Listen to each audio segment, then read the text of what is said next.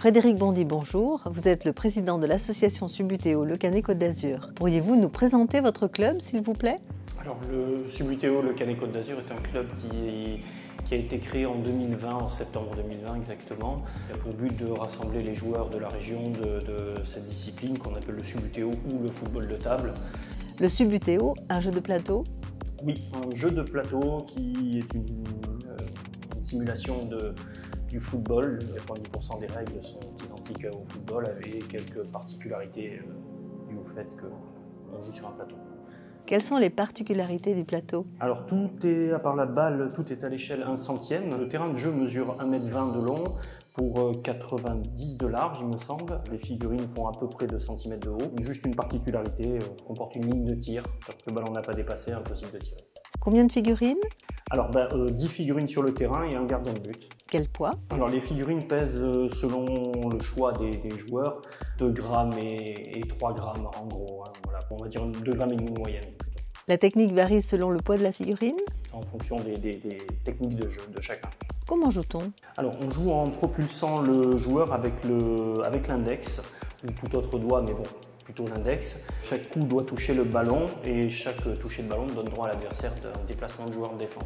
Les déplacements? Les déplacements se font un par un. Vous n'avez droit de jouer qu'un seul joueur à la fois. Vous êtes obligé de toucher la balle à chaque coup, sinon la balle passe à la possession de l'adversaire en fait. Une similitude avec d'autres sports? Vous y retrouvez un peu une similitude avec le billard, c'est-à-dire que vous êtes obligé de calculer l'angle de toucher de la balle pour orienter votre coup à droite ou à gauche.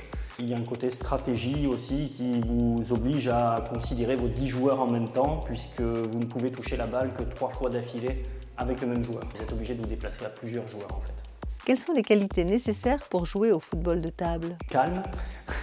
Concentration, dextérité, c'est un jeu d'adresse avant tout et en même temps, donc, comme je l'expliquais, un jeu de stratégie. Comment vous entraînez-vous? Alors l'entraînement, comme tout jeu d'adresse, c'est beaucoup de répétitions. Beaucoup d'entre nous, nos membres s'entraînent à la maison et nous entraînons ici, mais lorsqu'on se retrouve, on fait plutôt des matchs que des exercices d'entraînement. Quels sont les rythmes d'entraînement? On se retrouve minimum 1 fois par semaine, parfois 2, et nous faisons des compétitions régulièrement, en moyenne tous les 2 à 3 mois. Comment se déroulent les matchs et les tournois? Alors les matchs, un match se déroule en demi-temps de 15 minutes, avec éventuellement prolongation. Les tournois se déroulent en général sur un week-end seulement, avec une moyenne pour chaque joueur on va dire, entre 5 et 7 matchs dans la journée, ce qui est déjà beaucoup. Et l'arbitrage? Et l'arbitrage nécessite un arbitre en compétition, oui, et donc le rythme en tournoi, c'est un match joué, un match arbitré et un match de repos. Les têtes d'affiche? Alors, au club, nous avons la chance d'avoir actuellement 2 champions de France, un jeune champion de France en moins de 16 ans de l'année dernière et un autre jeune en moins de 12 ans de cette année, qui sera lui sélectionné en équipe de France pour représenter la France au championnat du monde de Londres en 2024, septembre 2024. Quels sont les clubs phares nationaux et internationaux? Il y a beaucoup de clubs dans la moitié nord de la France, donc des clubs phares comme ici les Moulineaux, beaucoup de très bons joueurs dans ces clubs de la moitié nord de la France, surtout dans les catégories adultes. Oui. Quelle est la popularité de ce sport? Alors, a connu ses heures de gloire dans les années 80-90. La tendance des adhérents au niveau national est en train de remonter. Pas encore très connu en Angleterre, Italie, Grèce, voilà, certains pays qui ont beaucoup plus d'adhérents que nous. Combien d'adhérents au Canet? Au Canet, nous avons 15 adhérents. Cette année, nous avons accueilli quelques nouveaux membres. Les prochaines compétitions? Alors, les perspectives du club. Nous participons au championnat de France en avril. Le championnat de France cette année se déroule en plusieurs étapes, en plusieurs week-ends. Donc, participons au championnat de France individuel, par équipe, et en avril et en juin.